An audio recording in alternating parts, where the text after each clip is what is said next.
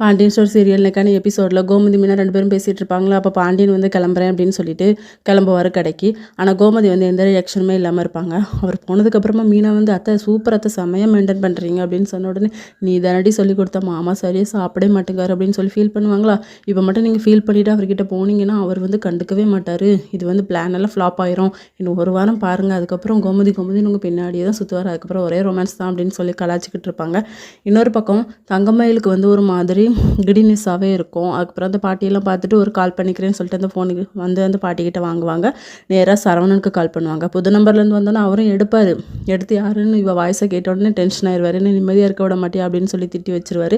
அதுக்கப்புறம் இவங்க போய் வாந்தி எடுப்பாங்க. என்னாச்சு அப்படின்னு சொல்லிட்டு அந்த பாட்டி கேட்பாங்க. நீ கர்ப்பமாக இருக்கியாமா அப்படின்னு சொல்லிட்டு, இல்லை பாட்டி ஏதோ சாப்பிட்றது ஒத்துக்கலை அப்படின்னு சொல்லும்போது, நம்மளுக்கு டேட் வேறு தள்ளி போயிருக்கல அப்படின்னு சொல்லி தங்கமயில வந்து யோசிச்சு பார்த்துட்டு இருக்காங்க.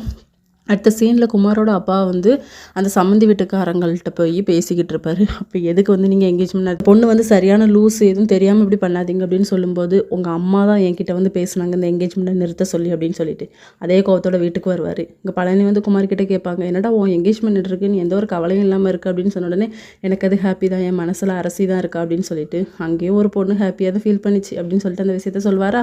இவர் வந்து கத்திக்கிட்டே வருவார். என்னாச்சுன்னு சொல்லி கேட்டால் எதுவுமே சொல்ல மாட்டார். அம்மா எங்கன்னு சொல்லி தான் கேட்பார். பாட்டியும் வந்துருவாங்க. இதோட இன்னைக்கான எபிசோட் முடியுது.